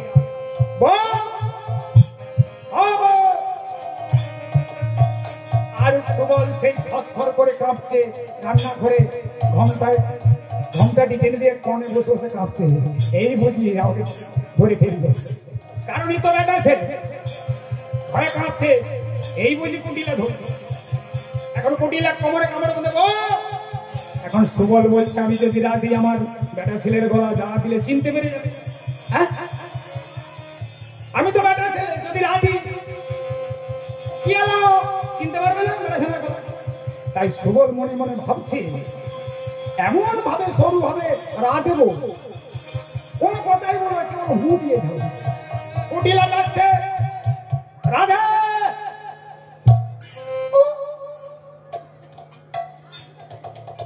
রাধে, এই বারবার সঙ্গে হু দিচ্ছে, কথা বলছে। কুটিলা ভাবছে তাই বইয়ের কি হলো, হু দিচ্ছে, আদর করে ডাকছে, রাধে রাধে তোমার রান্না হয়েছে? এখন কুটিলা মনে মনে ভাবছে, কি হলো রে বাবা, হ্যাঁ বউ তো এইরকম কোনোদিনও রাধে না। ও মা, মা দেখে যা। জটিলা বুড়ি শুনতে বলছে, কুটিলা কি হয়েছে রে? মা আর কি হবে মা, দেখে যা। তোকে বলেছিলাম ওই সুবলা ছড়াকে ঘর ঢুকতে দিছি, আমার কথা শুনেছিস? ওই সুবলা ছড়াকে ঘর ঢুকতে দিয়েছিস মা, দেখে যা। বইয়ের মনকে বিগড়িয়েছে, বইয়ের অবস্থা দেখে যা। বলে কি হয়েছে বল? কুটিলা বলছে, মা কি আর হয়েছে, কি বলবো, দুঃখের কথা। কি হয়েছে জানিস?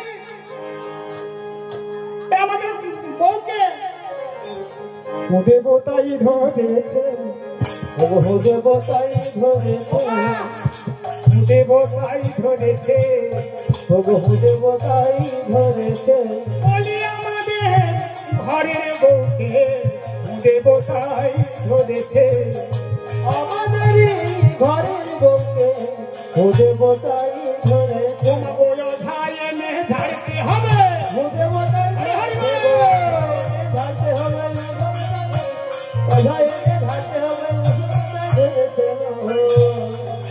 এখন জটিলা বুড়ি বলছে, কুটিলা বলিস কি রে? বলে হ্যাঁ মা, যদি বিশ্বাস না হয় তুই একবার ডেকে দেখ।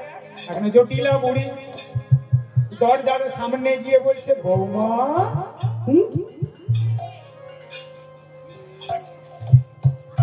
জটিলা মনে মনে করছে, ও সত্যই তো। আর সুবল যে ঘন্টার ভিতর থেকে জটিলা ডাকছে, বৌমা জল আনতে গেছিলে?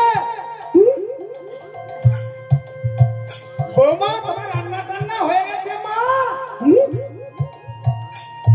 এই যখন বারবার হু দিচ্ছে, জটিলা বুড়ি বলছে, কি রোগ রে বাবা? হ্যাঁ, এমন রোগ বাপের জন্মে শুনি না। অনেক রোগের নাম শুনেছি, আমরা হুহুয়ানি রোগ কোথাও শুনি না রে বাবা। হ্যাঁ, ও কুটিলা এক কাজ কর না, তুই বিন্দাকে ডেকে আন, একটু ঝাড়ফুঁক করে দিলে যদি রোগটা ভালো হয়। বলে মা আমি যাবো না, তোকে বলেছিলাম ওই সুবলা ছড়াকে ঘর করতে দিস না, তুই গিয়ে বিন্দাকে ডেকে আন, আমি যাবো না। এখন বুড়ি কি করলো? জটিলা বুড়ি নিজেই বিন্দাকে চলেছে ডাকতে, আর কুটিলা বলছে আমি সহজে ছাড়বো না। কুটিলা কি করলো? ওই কোমরে কাপড়টি বেঁধে রান্নাঘরে ঢুকছে। আর সুবল একবারে ঘোমটাটি টেনে মুখটি ঢাকা নিয়ে কোণে বসে বসে থরথর করে কাঁপছে। কুটিলা এমন ভাবে পা ফেলছে যাতে জানতে না পারে। আস্তে আস্তে পা ফেলে দিয়ে ঘোমটাটা খুলে সুবলের পিঠে মেরেছে এক চোট। সুবল ধরা পড়ে গেল। সুবল, তুই না গোচারণে গেছিলি, রান্নাঘরে কেন বল? দেখবি দেখবি এখনই মাকে ডেকে দেব। সুবল বলছে, দেখ কুটিলা, তুই ডেকে আন, আমার কোনো আপত্তি নেই। হ্যাঁ, কারণ আমি বেটা ছেলে, তুই মেয়ের ছেলে, তা আবার গাড়ি বিধবা। বদনামটা কার হবে বেশি, আমার না তোর? হ্যাঁ, আরে আমি বেটা ছেলে, রান্না করে তুই তো রান্না করে দেখ, তুই মেয়ে ছেলে তোরই বেশি বদনাম। তারপরে তুই আবার আমাকে মনে মনে ভালোবাসিস, এটা আমি সবাইকে বলে দেবো, দেখবি? আমিও বলে দেবো, দেখবি? তখন কুটিলা বলছে, ওরে তো বলে চুপ কর, তুইও বলিস না, আমিও বলবো। কুটিলা বলছে, ওরে সুবল, আমি সত্যি তোকে মনে মনে ভালোবাসি, কিন্তু এই জীবনে তোর সঙ্গে আমার মিলন হলো না। সুবল বলছে, ওরে কুটিলা, আমিও তোকে মনে মনে সত্যি ভালোবাসি, কিন্তু এই জীবনে হলো না। এদের উভয়ের কথা কে শুনতে পেলো? অন্তর্যামী গোবিন্দ রাধা প্রেমে মগ্ন ছিল, যমুনা পুলিনে। অন্তর্যামী গোবিন্দ দৈববাণী করে বললেন, ওরে সুবল, ওরে কুটিলা, শোন, পরজনমে মিলিবে তোমরা দুটি প্রাণে, ওগো পরজনমে মিলবে তোমরা দুটি প্রাণে, ওগো পরজনমে মিলিবে তোমরা দুটি প্রাণে, ওগো পরজনমে মিলবে তোমরা দুটি প্রাণে। ওই চণ্ডীদাসার রাজকিনী রামমুনি নামে, ও চণ্ডীদাস রাজকিনী রামমুনি নামে, ও চণ্ডীদাসার রাজকিনী রামমুনি নামে, চণ্ডীদাস রাজকিনী রামমুনি নামে, পরজনমে মিলিবে তোমরা দুটি প্রাণে, পরজনমে মিলবে তোমরা দুটি প্রাণে। জয় গৌরী প্রেমানন্দে একবারে হরি হরি বল, হরি হরি বল। অন্তর্যামিনী গোবিন্দ রাধা প্রেমে মগ্ন থেকেও দৈববাণী করে আশীর্বাদ করলেন ওই কুটিলাকে আর সুবল, যাও, তোমাদের মনের বাসনা পূর্ণ হবে, এর পরজন্মে আগত কলিযুগে তোমরা হবে, সুবল হবে চণ্ডীদাস আর কুটিলা তোমাকে আমি ওই ধোপার ঘরেতে যাব। কেন? এই বৃন্দাবনে সবাই আমাকে ভালোবাসেছে, কিন্তু তোমার মতো আমাকে কেউ ভালোবাসে। হ্যাঁ, কৃষ্ণকে কুটিলার মতন কেউ ভালোবাসে না। কি করে? কেন না, কুটিলার সব সময় মনের চিন্তা রাধা কৃষ্ণের দিকে। এই বুঝি মিলন হলো, এই বুঝি সবসময় মাথায় খেলছে কুটিলা, ঘরের বৌমা তো এই বুঝি এই ছেলে শোনা শুনে গেল, এই বুঝি গেল, মানে 24 ঘন্টা কুটিলা ভাবছে রাধা গোবিন্দের কথা। এর মতো ভক্ত কে আছে? কে আমায় 24 ঘন্টা ভাবে? কুটিলা, তুমি মনে অনুশোচনা করো না, তোমাদের মিলন আমি করি। তাই গোবিন্দের দৈব বাড়িতে সুবল জন্ম নিলেন বীরভূম জেলাতে নানুর গ্রামে, আর কুটিলাও জন্ম নিলেন বলাই ধাপা। হরে কৃষ্ণ। এখানে পদবত্তা বলছে, ওই না নানুর গ্রামেতে বীরভূম জেলাতে চণ্ডীর জন্ম, ওই বীরভূম জেলাতে নানুর গ্রামেতে চণ্ডীর জন্ম, ওই বীরভূম জেলাতে নানুর গ্রামেতে চণ্ডীর জন্ম, বীরভূম জেলাতে নানুর গ্রামেতে চণ্ডীর জন্ম, মাতা ভগবতী পিতা দুর্গা নাম বাসুলি পূজারী, ওই মাতা মাতা ভগবতী পিতা দুর্গারা বাসুলি পূজারি মাতা ভগবতী পিতা দুর্গারা বাসুলি পূজারি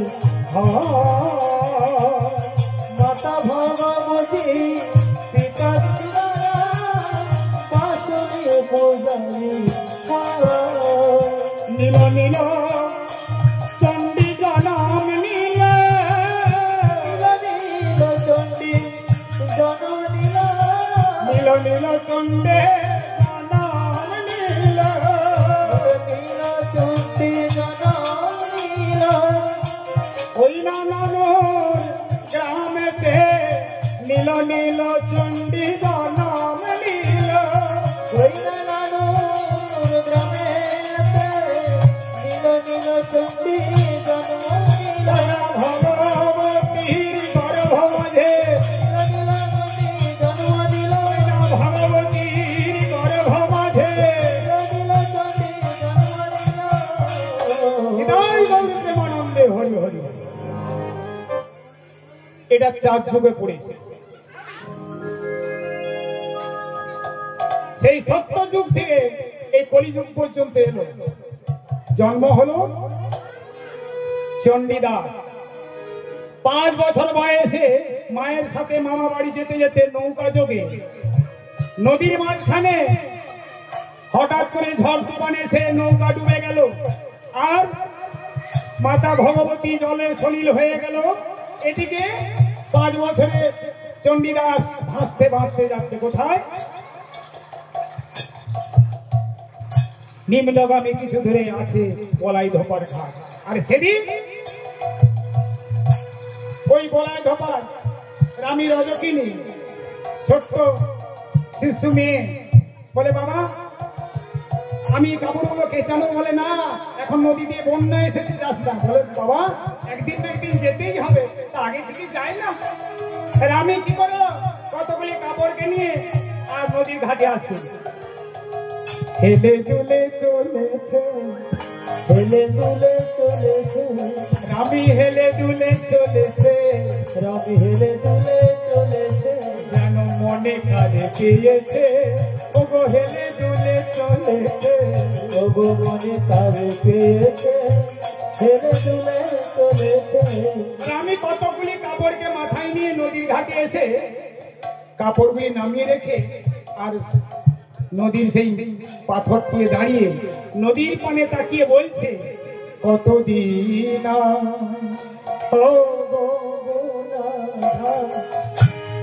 আশা পথে চাহিনা, কতদিন ও আশা চাহিয়া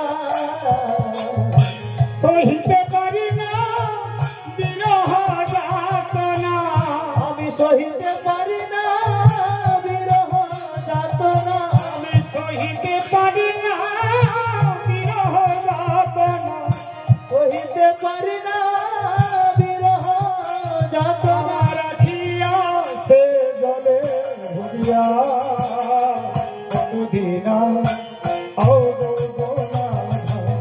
আশা পথে যাইয়া, কতদিন আশা পথে চাহিয়া। রানী রজকিনী পাথর দিয়ে দাঁড়িয়ে দাঁড়িয়ে আপন মনে গান গাইতে গাইতে হঠাৎ দেখতে পেলে কি যেন একটা ভাসতে ভাসতে আসছে। এই মনে হচ্ছে একটা মানুষ। রানী চিৎকার করে বাবাকে ডাকছে, বাবা। এখন বলাই ধোপা ভাবলো তাহলে কি রানী জলে পড়ে গেল। যাই দেখি, বলাই ধোপা ছুটতে ছুটে এসে গিয়ে দেখছে, কিরে মা কি হয়েছে? বাবা দেখো দেখো, একটা যেন কি মানুষ আসছে ভাসতে ভাসতে। বলাই ধোপা কি করলো, তোরা করি সেই জলের মধ্যে ঝাঁপিয়ে গিয়ে আর চণ্ডীদাসকে ধরেছে। মা ওই ছেলে মনে হচ্ছে বেঁচে আছে, দাঁড়া দাঁড়া দেখি। তাড়াতাড়ি করে তীরে তুলে জল মুছিয়ে সুস্থ করে গরম দুধ খাইয়েছে, খাইয়েতে নড়ছে, বলে বাহ তাহলে বেঁচে যাবে। হে গোবিন্দ, এই ছেলেটা যদি বেঁচে যায়, হে ঠাকুর আমার মনের বাসনা পূর্ণ হবে কেন? রামের সঙ্গে একে সঁপে দিয়ে আমি মরেও শান্তি পাব। এই বলে বলাই ধোপা চিন্তা করছে, এদিকে রামী গিয়ে চণ্ডীদাসের কাছে গিয়ে বসেছে, হাত বুলোচ্ছে। যে না হাত বুলিয়েছে, চণ্ডীদাসের জ্ঞান ফিরে রামের দিকে তাকিয়ে বলছে, কে তুমি? কে? বলে কেন? আমি রামমণি। যেই না চণ্ডীদাসকে বলেছে আমি রামমণি, চণ্ডীদাস কাঁদতে কাঁদতে রামমণিকে জড়িয়ে ধরে বলছে, রামমণি আমার মামনি কই গো, আমার মামনি কই গো, রামমণি কই গো, আমার মামনি কই গো, আমায় বলো বলো রামমণি, আমার মামনি কই গো, আমায় বলো বলো রামমণি, আমার মামনি কই গো। বলে তুমি যদি রামমণি, আমার মামনি কই? বলে তোমার মা কই তা আমি কি জানি? বলে তুমি তোমার মা কোথায় ছিল? বলে কেন? আমি আমার মায়ের সঙ্গে মামা বাড়ি যেতে যেতে আর মাকে দেখতে পাই না। বলে তোমাকে তো আমরা জলে পুড়িয়ে পেয়েছি, তোমার মাকে তো পাই না। বলে তাহলে কি মা আমাকে চিরকালের জন্য ছেড়ে চলে গেল? ও রামমণি, তাহলে কি আমি মায়ের সঙ্গে আর দেখা পাবো না? রামী বলে, শোনো ঠাকুর, তুমি চিন্তা করো না, ভগবানের যা ইচ্ছা তাই হবে। এমন সময় এদের কথা শুনে গলায় ধোপা ছুটে এসে বলছে, বাবা তুমি কে? বলে আমার নাম চণ্ডীদাস। তোমার মায়ের নাম? বলে আমার মায়ের নাম কেন ভগবতী। তোমার পিতার নাম? কেন আমার পিতার নাম দুর্গারাম। ও তুমি ব্রাহ্মণের ছেলে? হায় হায়, দিয়েও আর হলো না। ভেবেছিলাম এর সঙ্গে মিলন করে দিয়ে মরেও শান্তি পাবো, কিন্তু এটা তো ব্রাহ্মণের ছেলে, লোক জানাজানি হলে খারাপ হবে। চলো বাবা তোমায় রেখে আসি তোমার বাবার কাছে। তাই গলায় ধাবা করলো কি ওই চণ্ডীদাসকে। যখন নীল কাঁদে রামী তখন দাঁড়াইয়ে কাঁদে, বলে যখন নীল কাঁদে রামী তখন দাঁড়াইয়ে দেখে। এই বলাই যখন নীল কাঁদে রামী তখন দাঁড়াইয়ে কাঁদে, বলে যখন নীল কাঁদে রামী তখন দাঁড়াইয়ে কাঁদে। আমার কবে পাবো তোমার দেখা গো, আমার কবে পাবো তোমার দেখা, আমার কবে পাবো তোমার দেখা গো, আমার কবে পাবো তোমার দেখা। বলো কতদিনে পাবো দেখা, কতদিনে পাবো দেখা, কতদিনে পাবো দেখা, কতদিনে পাবো দেখা। আমায় বলো বলো চণ্ডী ঠাকুর কতদিনে পাবো দেখা। আমায় বলো না চণ্ডী ঠাকুর কতদিনে পাবো দেখা। বলাই ধাবা করলো কি চণ্ডীদাসকে বাবার কাছে রেখে দিয়ে। এরপর 12 বছর কেটে গেল। চণ্ডীদাস বড় হলো, ছোটবেলায় মাকে হারিয়েছে। যখন বড় হলো 16-18 বছর বয়স হলো, পিতা গেল হারিয়ে, এবার চণ্ডীদাস একা। বাপের কাজ চণ্ডীদাস করতে লাগলো। বাপ ছিল পূজারী, বাসুলি মায়ের পূজারী, তাই সেই বাপের পূজার পাঠটা চণ্ডীদাস নিল। ওই বাসুলি মায়ের পুজো করে আর যেইটুকু লই বৃদ্ধি পায় নিজে সেবা করে। ওই সারাদিন কি করে, নদীর এপারে চণ্ডীদাস বড়শি ফেলে আর আমি নদীর ওঘাটে কাপড় কাচি। কতদিন? 12 বছর। কেউ কারোর সঙ্গে কথা বলে না। চণ্ডীদাস 12 বছর বর্ষি ফেলে বসে আছে, আর রামী রজকিনী 12 বছর কাপড় কাচছে, কারোর সঙ্গে কথা হয়। 12 বছর পর রামী রজকিনী হাঁক দিয়ে বলল, ও চণ্ডী ঠাকুর। চণ্ডীদাস বলছে, কে যেন আমায় ডাকলো। চণ্ডী ঠাকুর আদি বলছে, কে গো? বলি, ও ঠাকুর, আমি রজকিনী। ও তুমি? বাহ বাহ, কি করছো? তা তুমি কি করছো? বলে, কেন? আমি বড়শি ফেলছি। বলে, মাছ খেয়েছে? চণ্ডীদাস বলে, দেখো আমি 12 বছর বড়শি ফেলে বসে আছি, একটা মাছও খাই না, কিন্তু আজকে ঘটনাটা লড়িয়েছি।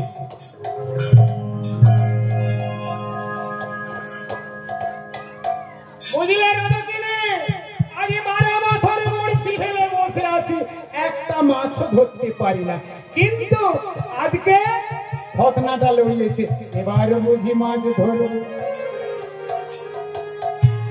এইভাবে আবার 12 বছর পর মিলন হলো। একদিন চণ্ডী ঠাকুর পুজো করে আসছে আর নৈবেদ্য গুলো নিয়ে আসছে। এমন সময় রামী রজকিনী রাস্তা ধারে দাঁড়িয়ে বলছে, ও ঠাকুর, প্রসাদ দেবে না? বলে, দেবো, দাও। চণ্ডীদাস কি করলো? ওই নৈবেদ্য গুলো সব রামী রজকিনীকে দিয়েছে। রজকিনী বলছে, ও ঠাকুর, তুমি সব দিয়ে দিলে? বলে, আমি সব দিয়ে দিই। বলে, ঠাকুর তুমি সব দিয়েছো? বলে, আমি সব দিয়েছি। বারবার বলছে, ঠাকুর তুমি সব দিয়েছো? বলে, হ্যাঁ চল রজকিনী, আমি সব দিয়েছি। তাহলে সব যদি দিয়েছো ঠাকুর, তাহলে আমি একটু রমদম পাঠ করি, তুমি সেবা করে যাবে। বলে, বাবা তাই করবো। মানে চণ্ডী তো হচ্ছে, একবার যদি বলে মুখে, শোনো ঠাকুর, তাহলে আমি পাঠ করি আর তুমি সেবা করে যাবো। বলে, হ্যাঁ। বসতে জায়গা দিয়েছে। রাজার মন্ত্রী দেখেছে যে বাসুরি মায়ের মন্দিরের পূজারী ঠাকুর ওই ধোপার মেয়ের ঘরে ঢুকেছে। তাড়াতাড়ি ছুটে গিয়ে শিকলটা তুলে দিয়ে রাজাকে ডাকতে গেছে। চণ্ডী ঠাকুর, এবার ওই বাসুরি মায়ের পূজা করে তোমার বার করবে। হ্যাঁ, রাজাকে ডেকে এনে দেখাবো, দেখো একটা ধোপার মেয়ের সঙ্গে। শিকলটা তুলে দিয়ে গেছে, রাজাকে ডাক। এমন সময় রামী রজকিনী বলছে, ঠাকুর, ও চণ্ডী ঠাকুর। বলে, কি? বলে, বিপদ হয়েছে। বলে, কিসের বিপদ? না, মন্ত্রী তোমাকে আমার ঘরে ঢুকতে দেখেছে, আর শিকল বাইর থেকে শিকল দিয়ে গেছে, তোমার ওই রাজাকে ডাকতে গেছে, তোমাকে আমাকে ধরিয়ে দেবে। বলে, কি হবে? আমি কি হবে, আমায় বাঁচাও। বলে, শোনো ঠাকুর, আমি তোমাকে বাঁচাবো না তুমি আমাকে বাঁচাবো। তুমি হলে বেটা ছেলে, আমি হলাম মেয়ে ছেলে, আমি কি করে তোমাকে বাঁচাবো? বলে, দেখো রজকিনী, আমি কি করে বাঁচবো? তুমি না হলে আমি বাঁচবো, আমায় রক্ষা করো, রামে আমায় বাঁচাও। চণ্ডী ঠাকুরের কাকতি মিনতি দেখে রামী রজকিনী বলছে, শোনো ঠাকুর, আমি তোমাকে বাঁচাতে পারি, আমার কথা মতো চলবে। বলে, রামী তুমি যা বলবে আমি তাই শুনবো, বলো কি করতে হবে। শোনো ঠাকুর, ওই রাজাকে ডেকে আনার আগে তোমাকে একটা যুক্তি দিচ্ছি। ওই যে আমার কাপড় সিদ্ধ করা হাঁড়িটা আছে না, হ্যাঁ, ওই কাপড় সিদ্ধ করা হাঁড়িটাই তুমি ঢুকে যাও। এখন চণ্ডীদাস বলছে, আমি কাপড় সিদ্ধ হাঁড়িটা ঢুকে যাবো। বলে, হ্যাঁ। তারপরে? বলে, তারপরে তোমাকে উনুনে বসাবো। বলে, তারপরে জল দেবো। বলে, তারপরে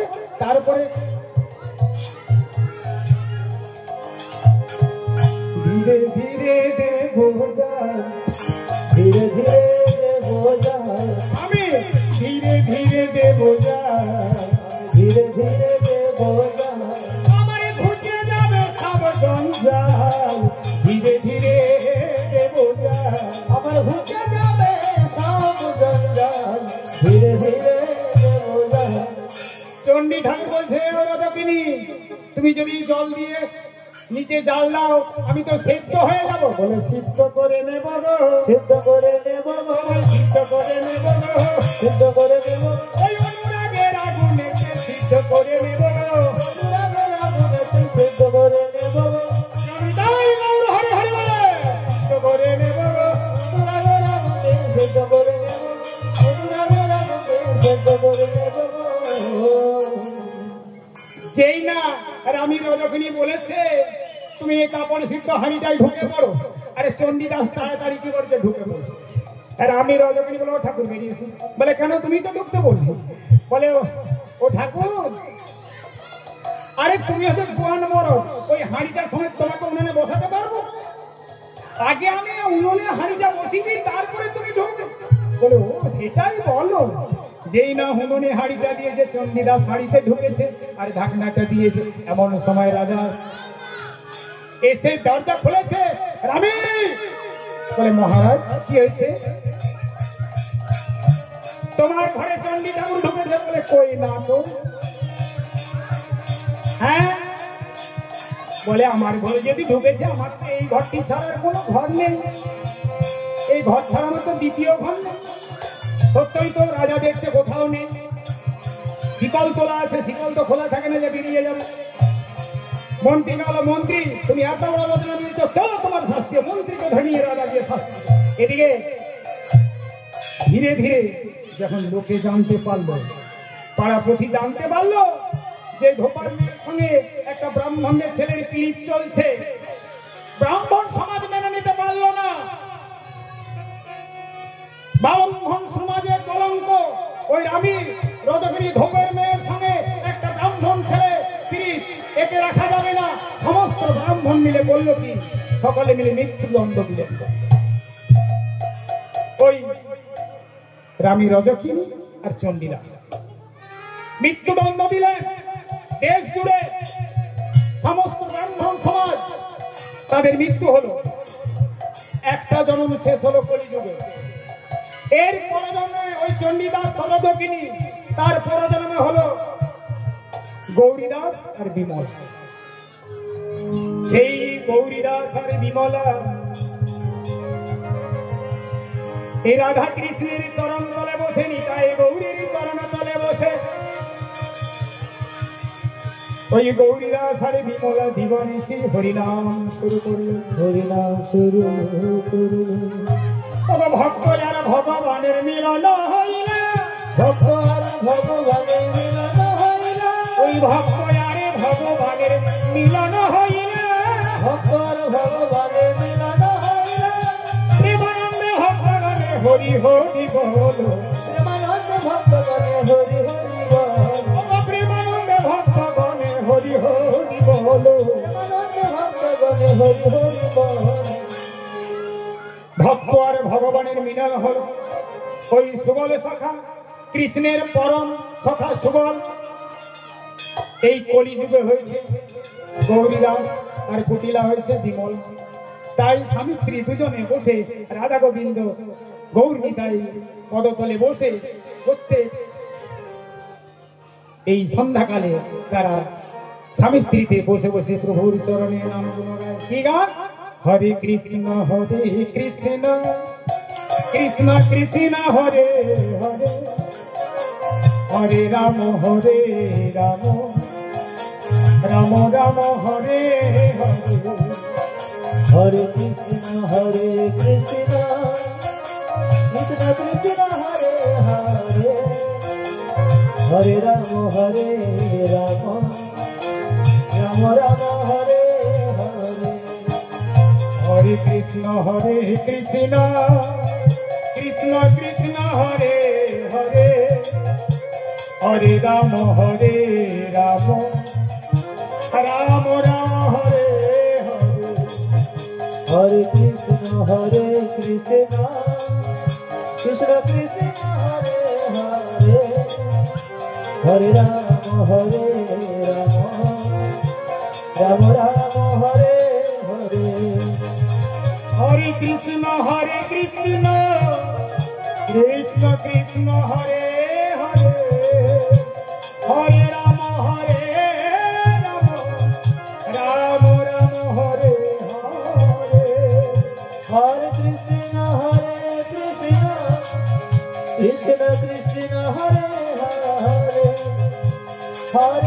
হরে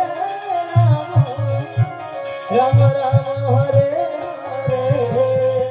হরে কৃষ্ণ কৃষ্ণ কৃষ্ণ হরে হরে হরে রাম রাম রাম হরে হরে হরে কৃষ্ণ কৃষ্ণ কৃষ্ণ হরে হরে হরে রাম রাম রাম হরে হরে হরে কৃষ্ণ কৃষ্ণ কৃষ্ণ হরে হরে হরে রাম রাম রাম রাম হরে হরে হরে কৃষ্ণ কৃষ্ণ কৃষ্ণ হরে হরে হরে রাম রাম রাম হরে হরে হরে কৃষ্ণ কৃষ্ণ কৃষ্ণ হরে হরে হরে রাম রাম রাম হরে হরে প্রেম से हरि हरि बोल কৃষ্ণ হরে হরে হরে রাম রাম রাম হরে। সমস্ত ভক্তবৃন্দ এখানে আমি নিলাম বিশ্রাম দিলাম, এরপর আরতি হবে আর কিছু সঙ্গীত সঙ্গীত পরিবেশন করব, আপনারা একটু ধৈর্য ধরে বসুন। হরে কৃষ্ণ।